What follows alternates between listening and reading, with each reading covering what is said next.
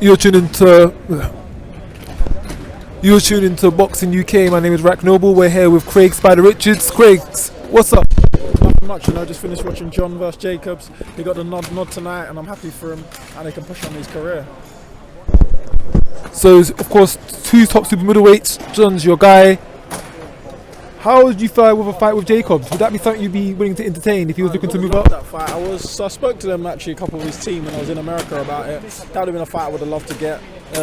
I believe I would have got the job done as well tonight, and it would have been a good household name. And he's a big name in America, so they would have tuned in today. So it would have built my profile and been a good fight. That would have been a fight that made sense. But obviously the fight wasn't available for me, so I just got to push on and focus on my own career. So of course we know at this point of time you're looking for fights, you're looking to get out there. A couple of weeks ago, Joe Smith Jr.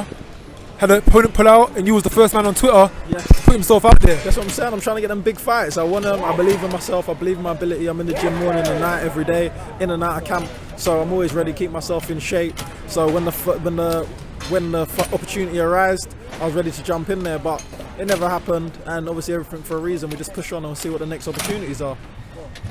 So talking of opportunities, what's knocking at the spider's door? What's at the spider's web right about now? Well, there's talks of, obviously we had the Dominic Bozil fight, the Joshua Buatsi talks as well. There was a few, and I think the management just sitting down and they're just seeing what's best and going through the paperwork. And Eddie said the other day in an interview that he was close to making some agreement or arrangement for the Josh fight. So I'll soon find out what's going on with that.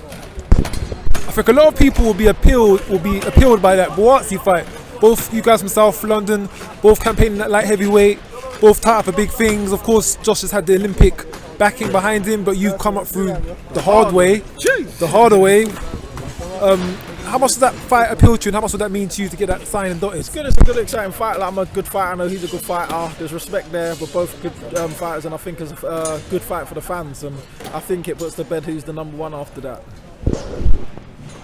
So of course, I'm guessing you guys have crossed paths. You're both from South London. It's a real small circuit. Yes. Going into a fight with Josh, what do you think you will bring to the table that he won't be bringing to the table? Me, Spider. Jeez, come on. Nah, I ain't broke it down that much, but I know my abilities, and I won't give away too much. But I've watched him, he's watched me, and I'm sure we'd both prepare very hard and diligently and bring our A game. So we'd have to wait if the fight gets made to see what we'd bring if we do fight, or we could do cross paths. Of course, we spoke a couple of weeks ago on our Twitter Spaces, Talk is Tweet, and you was telling us about your time out in America. You was training with Freddie Roach, the legend himself. Yes. Tell us a bit how that went and what you learned and what you feel is changing your game. Do you know what? He was telling me stuff about like certain things I could do, using my assets I didn't even notice I had. And I tried them, I'm a student of the game, a sponge. I tried them, I saw how successful they was working, and I soaked in the information he taught me.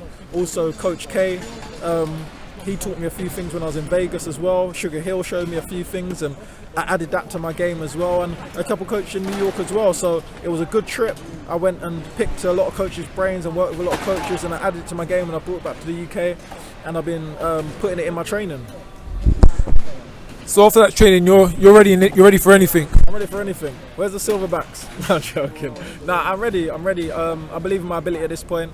I've done the apprenticeship from Southern area against guys that people would have probably boxed for a British. I boxed for Southern areas, continental titles, British champions, unbeaten, to international champions. I've come up, as you say, the hard way, even eliminators against unbeaten fighters. I've done my apprentice, I've gone out in the gyms, I've learnt the gyms, and I know my flaws, I know my assets, and I've worked on things, and I'm a student in the game, so I believe right now I'm coming into form, so it's a good time to show that. So of course, Craig, I've known you from way back, way before this whole boxing thing. Yes. And noticeably, from when you got into the whole boxing game, you was underlooked quite a bit. You was like the reserve. If someone pulls out, we'll put Craig on. Yeah. If there ain't no one to fill the show, we'll put Craig on at last minute. Yeah. But I definitely feel there's been a turn in how people perceive you now and how you're treated now on the cards and how you're seen. How's that feeling? How's that looking your eyes? Even my debut was last minute, a couple of weeks notice. Eddie gave me the opportunity to go on the show. First ribbon cutter.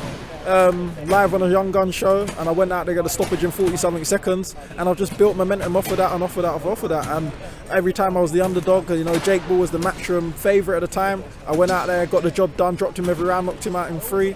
Underdog again, the bookies against Shakan for the British, got him out of there, and I've earned my position, and that's what it's about. But I understood I didn't have much to bring to the table when I came into a professional game. So people weren't just going to invest you because they look at you and think, oh, he looks like a cool guy. They need to see their money's going to something worth it. And I thought, you know what? I'm happy to show you that the investment's worth it. And that's what I've done so far now. So, of course, it's nothing's confirmed, but hypothetically speaking, if you are to go up against Joshua Buatsi, it's a bit of a crossroads in careers and stories and pathways in that he was the Olympic child, won the medal, had a high profile, expected for bigger and larger things, whereas you was the underdog story which you've had to prove and grind yourself to the top, but you're both meeting for a potential world title eliminator. Yeah, if that fight happens, it's just a funny story. That obviously it's people who took two fighters who took two different paths. He had obviously a better amateur pedigree than I did, being Olympian, etc. And I had a shorter amateur career. But I feel like I've had the more experience as a professional than he has in the professional ranks. So it's an interesting time for the pair of us to meet, if that happened. If. One other thing I wanted to touch on is your relationship with Peter Sims. So he's trained you from the get-go, the wins, the losses, the setbacks, the rise-ups. A lot of trainers, they'll take an L and they'll find a whole new team. Everything's got to change. But I noticed you and Peter, you've worked through everything. I think he's the only fighter he trains right now, isn't he? Yeah, he's put his self and his time and efforts into me, and obviously I've stayed and stuck with him through the start till the end. So we've had a close bond. We've built a relationship as not just manager and fighter, or trainer and fighter, as friends also. So we've got a close bond, and we kind of go through the journey together. Even through his management side, he would talk to me about things, and through my fighting side and my thought process, I'll talk to him. And it's just how it is. We've been in the team together and we're riding the journey, and he believes in me, and yeah, that's how it is. To the end. To the end. Cheers! All the way. Alright, thank you, Craig, for your time. Hopefully we'll be seeing you in a big fight with another fellow South Londoner. Hope so, fingers crossed. But all the best. My name is Rak Noble from Boxing UK. We're out. Cool.